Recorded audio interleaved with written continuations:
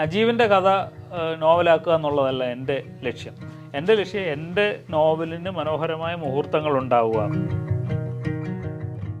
നജീബ് പറഞ്ഞ കഥയിൽ നിന്ന് എനിക്ക് എടുക്കേണ്ടതും അല്ലെങ്കിൽ എൻ്റെ മനസ്സിലുള്ളതും കൂടി ചേർത്തിട്ടാണ് ആടുജീവിതം എഴുതിയത്. അപ്പം നജീബിൻ്റെ കഥ നോവലാക്കുക എന്നുള്ളതല്ല എൻ്റെ ലക്ഷ്യം.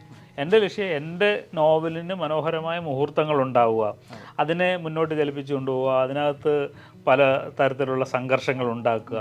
ഞാൻ അനുഭവിച്ച തലം അല്ലെങ്കിൽ മരുഭൂമിയിൽ ജീവിച്ച അല്ലെങ്കിൽ ഗൾഫിൽ ജീവിക്കുന്ന ഓരോ മനുഷ്യനും കടന്നു പോകുന്ന മാനസികാവസ്ഥകൾ എന്തൊക്കെയാണ്, അതിനെ എങ്ങനെ ആത്മീയപരമായി നേരിടുക, അവൻ്റെ പ്രത്യാശ കൈവിടാതിരിക്കുക, ഇത്തരം കാര്യങ്ങളിലാണ് ഞാൻ ശ്രദ്ധ തോന്നിയത്.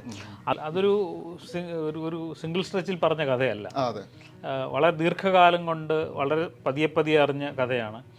എഴുതുന്ന സമയത്ത് സംശയങ്ങൾ ചോദിച്ചിട്ടുണ്ട് ധാരാളം. കാരണം ഞങ്ങൾ രണ്ടുപേരും ഒരേ ഇടത്ത് ജോലി ചെയ്യുന്ന രണ്ട് കമ്പനികൾക്ക് വേണ്ടി ഒരേ ഇടത്ത് ജോലി ചെയ്യുന്നതുകൊണ്ട് എല്ലാ ദിവസവും കാണുകയും എല്ലാ ദിവസവും സംസാരിക്കുകയും ഓരോ ദിവസവും എഴുതിക്കൊണ്ടിരിക്കുമ്പോഴും അദ്ദേഹത്തിൻ്റെ അടുത്ത് പോയി ഈ സംശയങ്ങൾ ചോദിക്കുകയും ക്ലാരിറ്റി വരുത്തുകയും പിന്നെ തിരിച്ചു വന്നിരുന്ന് എഴുതുകയും ഒക്കെ ചെയ്യുന്ന ഒരു കൊടുക്കൽ വാങ്ങൽ പരിപാടി ഉണ്ടായിരുന്നു. അതുകൊണ്ടൊരു ലോങ് പ്രോസസ്സാണ്. എന്ന് മാത്രമല്ല, ഈ കഥയെ സംബന്ധിച്ച് എനിക്ക് അതിന് മുമ്പ് തന്നെ ഒരു ധാരണയുണ്ടായിരുന്നു എന്ത് എഴുതണമെന്ന്. കാരണം ഇത്തരം വാർത്തകൾ ധാരാളമായി ഗൾഫ് രാജ്യങ്ങളിലെ പത്രങ്ങളിൽ വന്നുകൊണ്ടിരിക്കും, ഒറ്റക്കോളം വാർത്തകളാണ്.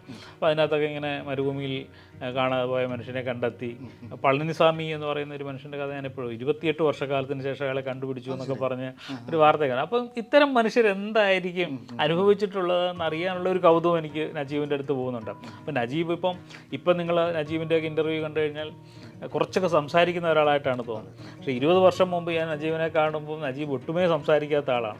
അപ്പം അദ്ദേഹത്തിൻ്റെ മനസ്സിനെ ഇങ്ങനെ കുത്തിയിളക്കി അവിടെ അതിനു മുമ്പ് 10 വർഷമായിട്ട് അടഞ്ഞു കിടന്ന് ആരോടും വെളിപ്പെടുത്താതെ കിടന്ന സാധനത്തെ കുത്തിയിളക്കി സംസാരിച്ച ഒരനുഭവമാണ്.